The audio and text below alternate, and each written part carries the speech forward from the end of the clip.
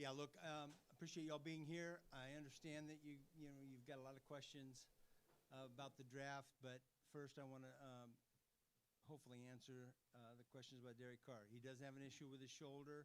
We're hoping to get some resolution and clarity on that in the near future, and when we do, I'll report back to you. Otherwise, I don't have anything more to state about Derek, but I'm open to any pre-draft questions that you might have.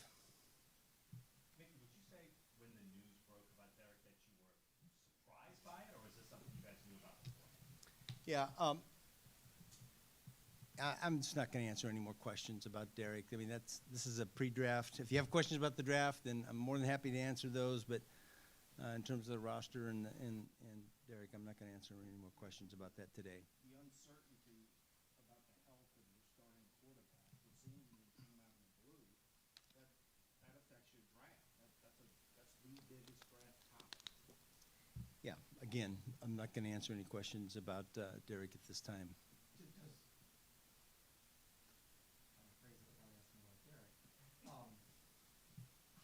How does the draft approach?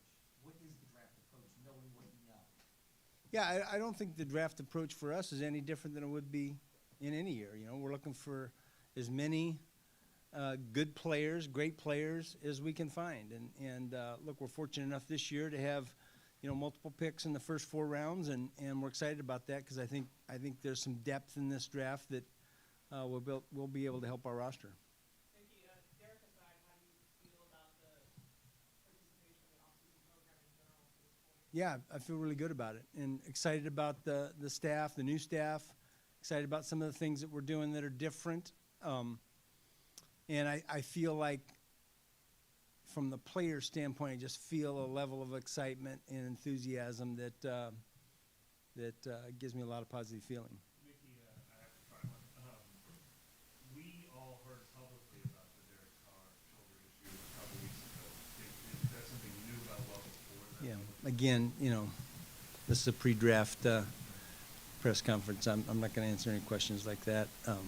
We got a lot of time between now and the season. And can I ask just a general procedural question that doesn't have his name attached? When you guys restructure contracts, that comes with a new signing bonus. Do those signing bonuses come with passing a physical or Yeah. showing up on a certain? Yeah, it depends. They don't have to necessarily come with restructures. Can come in all sorts of forms. So, yeah. Could you outline your draft philosophy again as it relates to names versus best player? Yeah. For the, 50th time now? I guess I haven't been there 50 times. Yeah, no, I got it. Yeah, I think you're looking for quality players. So we're always looking for the best player we can get at wherever we're drafting. More often than not, when you're on the clock, you've got 2 or 3 players that are all graded roughly the same, and then you go to, okay, which of these positions fits us, at that time in terms of your roster need.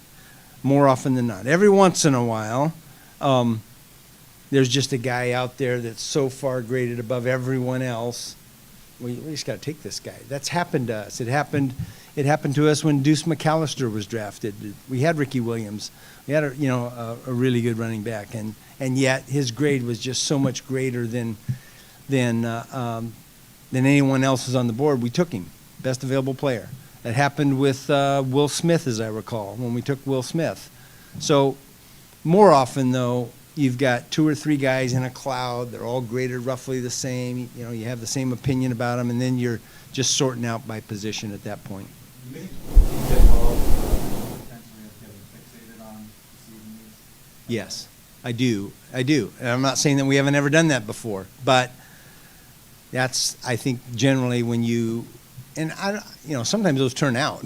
Maybe you overdraft someone higher than what you've got them graded, but it turns out. But I think that a lot of times when you make mistakes, it's because the value didn't match where you were drafting. On specific to any specific position, like when someone retires that maybe you weren't expecting, or they get hurt in training, like something happens, the player goes, does that change your thinking that now we have to go get this position because this guy fell out, or you just So Um, you said maybe you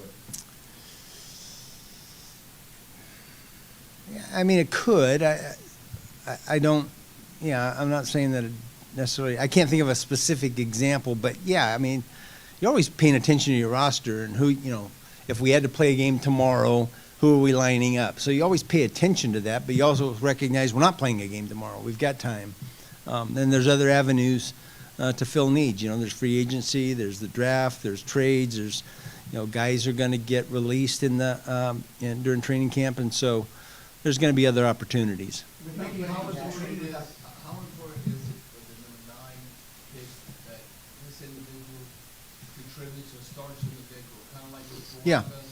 versus trying to develop them like with Davenport and Pete Turner? Yeah, And how a lot of upside with the boom or bust kind of thing, the perception, the fans look at it. yeah. But picking a guy that, he's going to contribute for the 2025 season.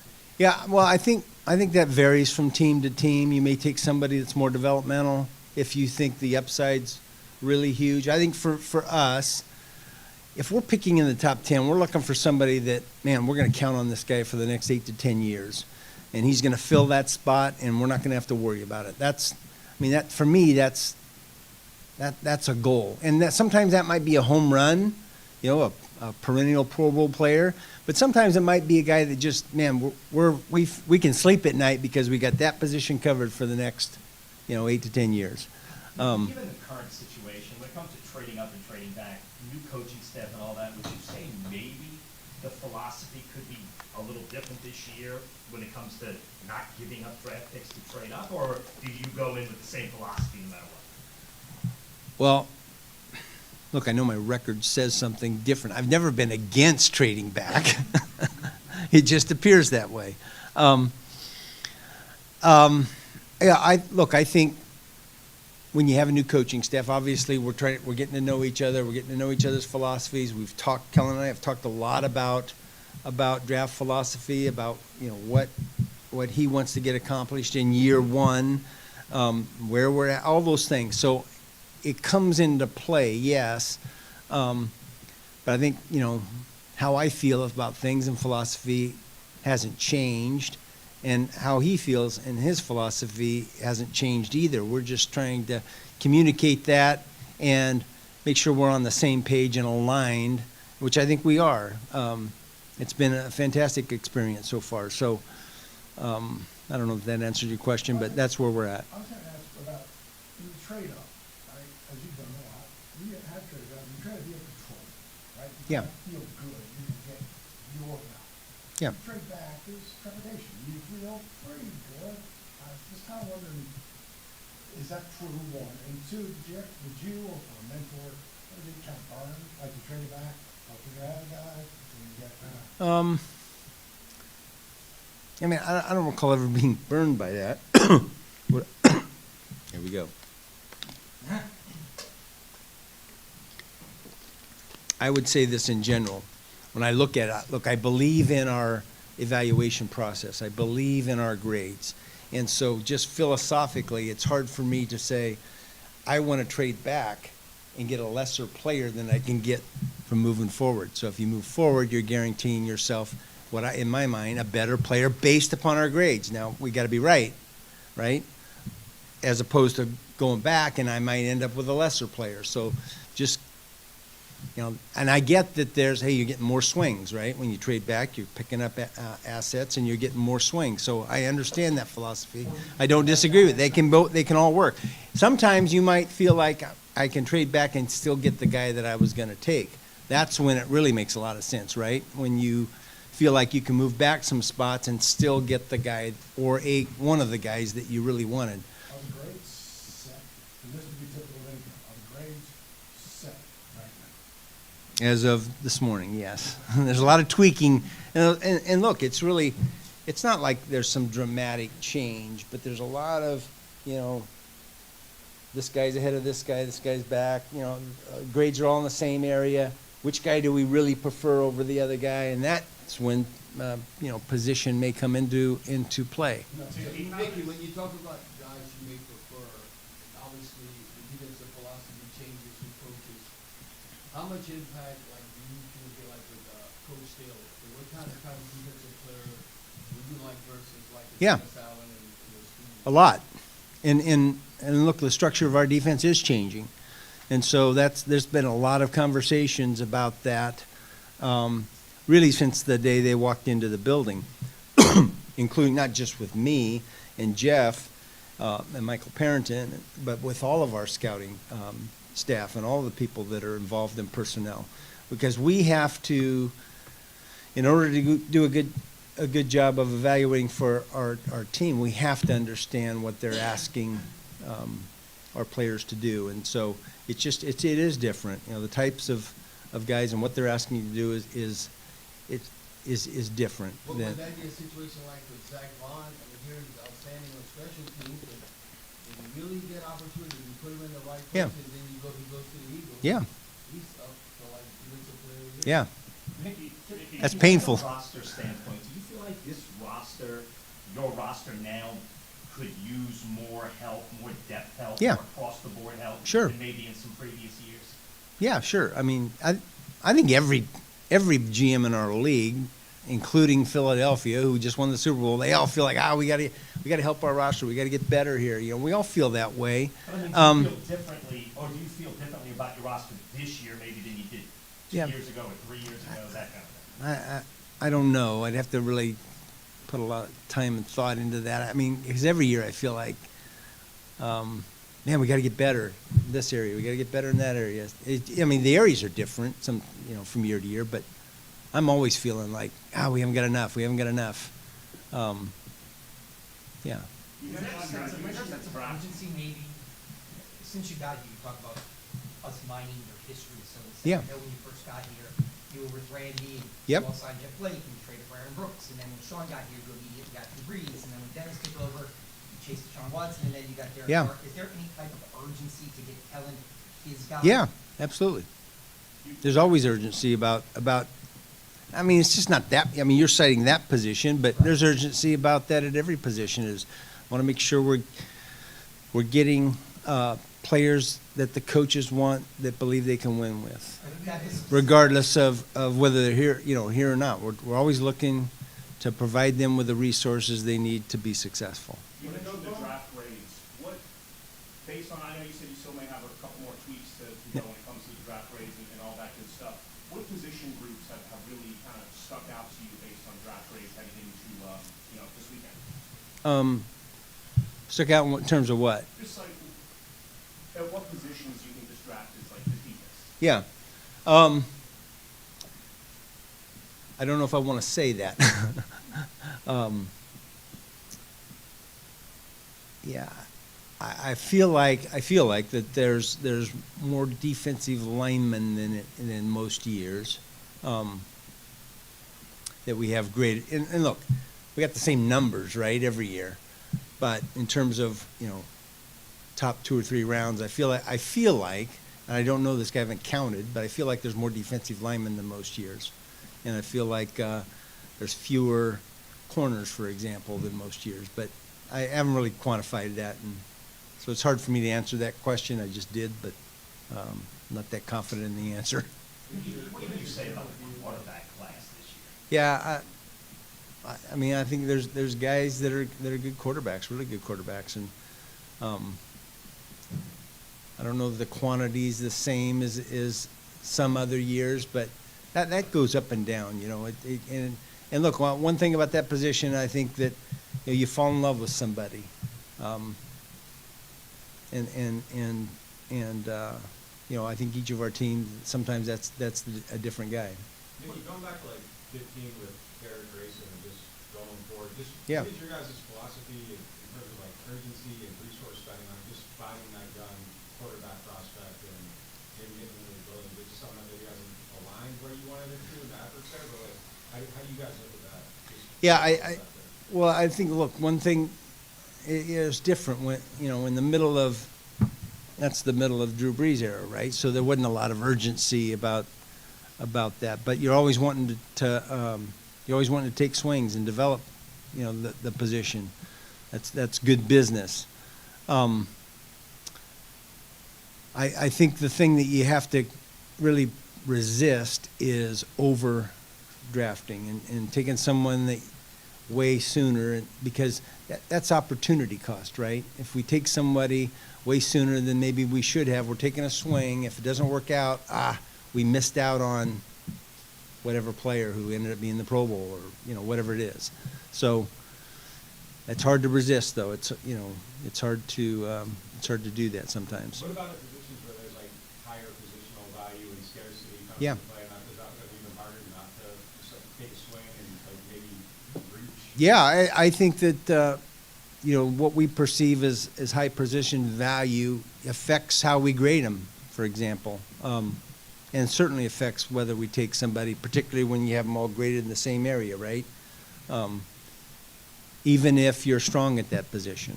Has taking quarterbacks in back-to-back drafts either changed the way you look at the position or what you look for? How has kind of the experience in the last 2 years informed and you are looking at quarterbacks? Yeah, I don't think that's changed anything. I mean, we like both those guys as prospects, and we like them. So I think that's, again, I think all teams are in the business of quarterbacks. What is overdrafting at the quarterback position? If you have the 9th pick and you take a quarterback who has 20th, does it become overdrafting when they're ranked 40th? Like where's Yeah, the line it's a for- good question. I don't know that I have a great answer for that. So, What have you done up until now? Like where have you drawn the line on, is there more wiggle room in that position? yeah, I think probably, yeah. Is it because, I just looked back, I thought about your history, I think when you were in Seattle. Yep. Y'all drafted Dan McGuire and Rick Meyer in the first round while you were there, I know. Yeah, I wasn't really involved in that decision making, but yeah, I understand what you're saying. That's truly, if your biography, those are the only 2 that were in the first round. Yep. During any part of your Yep. management tenure. Is it just coincidence or by design because you feel like you have to be picking in the top 3 to get a guy or? Good question. I don't know that I can answer that, though. I mean, look, the guys you fall in love with at that position, you feel like are immediate players, they're going to be taken in the top, 7 or 8, 10 picks, right? That's just the nature of it. That doesn't mean that you can't find a really good quarterback later. Just more often later, it's more speculative and there's more development that's required. So, I think that's what's the difference between taking someone in the top 5 or 6 versus taking someone later in the draft. Does it have to be long or could it be like really light? Or Yeah, good question. I'd like to Depends on where you're drafting. Depends on where you're drafting, right? I think if you're drafting up really high, you better love them. I'm gonna try one more time. What you guys want to do with the 9th pick, how much stock do you put into the information that comes out this week from around the league? Like from the media, none. I don't want to say 0 because we see it, but yeah. I'm gonna try one more time, because this is technically a follow-up to your opening statement. You said you. Do you want me to say that I'm not going to answer that right now, or do you want me to wait after your The question? option is up to you. Okay. You said you hope to have clarity on the Carr situation soon. Is that clarity as to his prognosis, or is that clarity on how this happened or how this was discovered? Yeah, I'm gonna say the same thing here. This is for a pre-draft press conference. It's not for those questions. Mickey, I got a Senior Bowl question. Yeah. I know you get asked all the time. Jimmy Nagy said that was the best most time to Gonzalez. Yeah. That he put together. Tomorrow they're looking to get quite a few names that played in that game that was there throughout the course of the week. Yeah. To be drafted in the first round. Yeah. So when you saw the whole week there, walked away from the Yep. game, did you feel that way? Yeah, I think there was a number of comments from our personnel staff that, man, there was a lot of really good players there for the week. Some of them didn't play in the game, but a lot of them were there at the beginning of the week, and then a lot of them played in the game. Yeah, I felt like last year was the talent level at the Senior Bowl was really good as well, and man, I think there's a lot of players that really helped themselves by going not only to the Senior Bowl but the East-West game, and yeah, those are valuable exposures for players, and they're certainly valuable to us as evaluators. What has it been like leaning on Sean's expertise at the quarterback position? Yeah, it's great. It's awesome. You know, we've got him, we've got Scott Tolzien, we've got Doug Nussmeier, all who played the position in the league, and yeah, it's been awesome.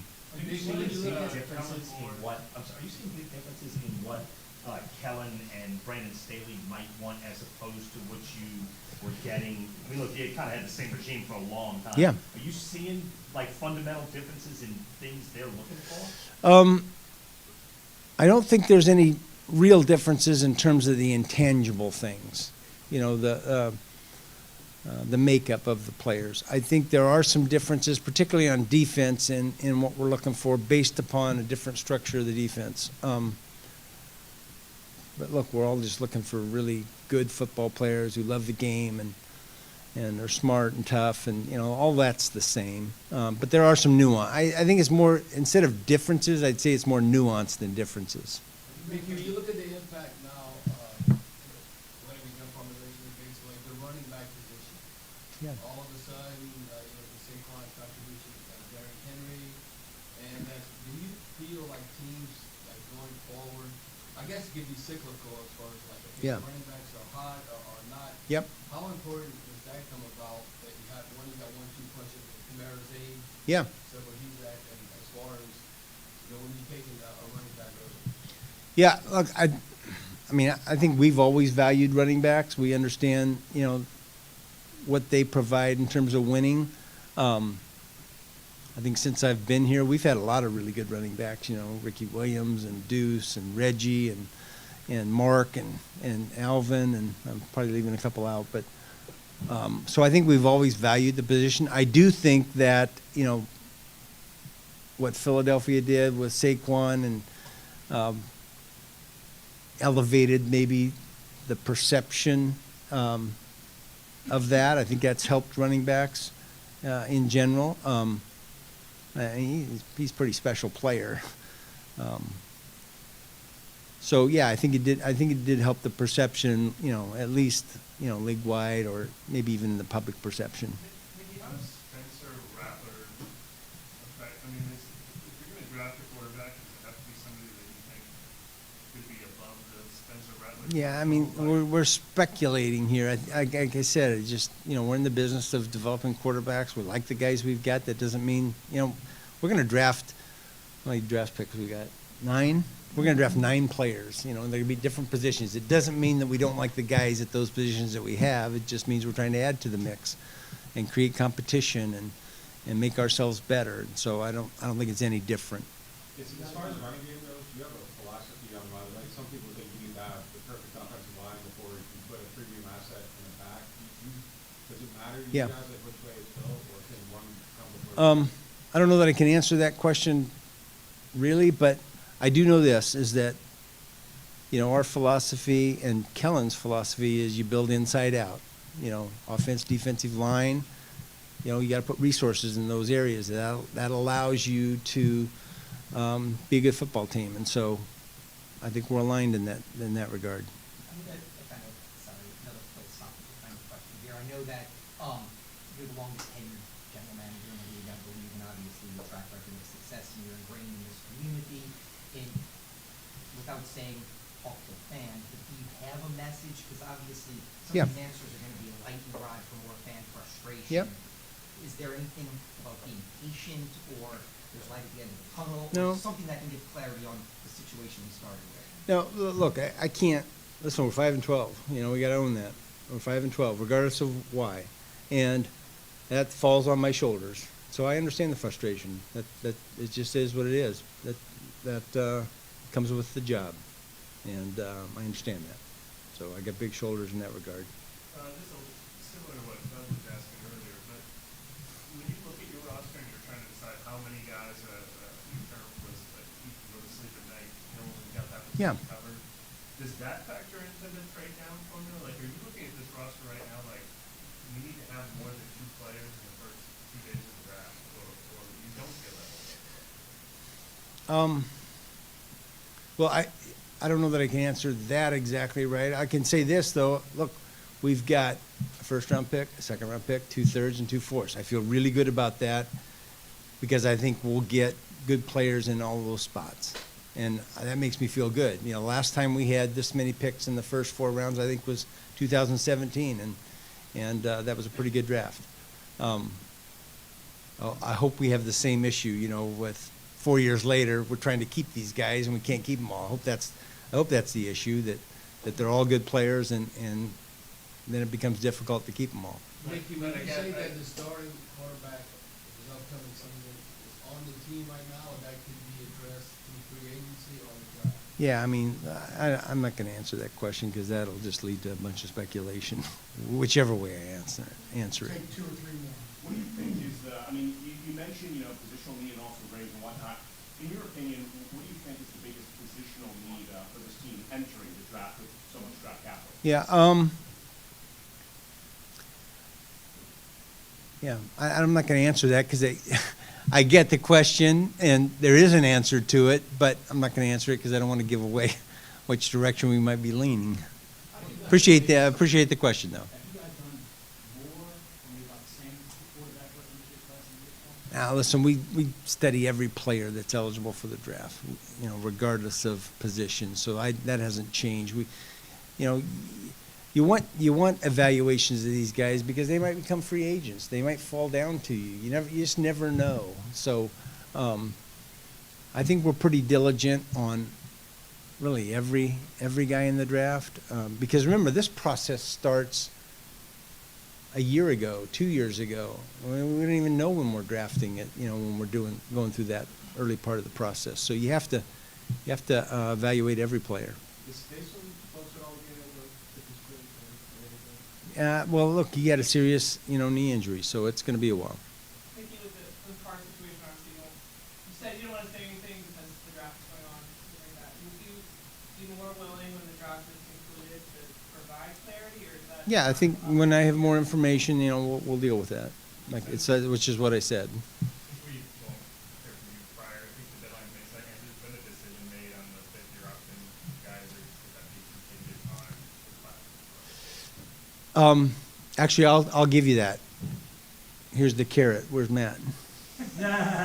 Here's the carrot, Matt. So we are going to exercise the option on Chris, and we're not going to exercise the option on Trevor, but that doesn't mean we don't love Trevor and expect him to be part of our team going forward. Is that enough of a carrot? That's pretty good. Yeah, there you go. All right, I made somebody happy. I like it. All right, thank you guys. Appreciate it.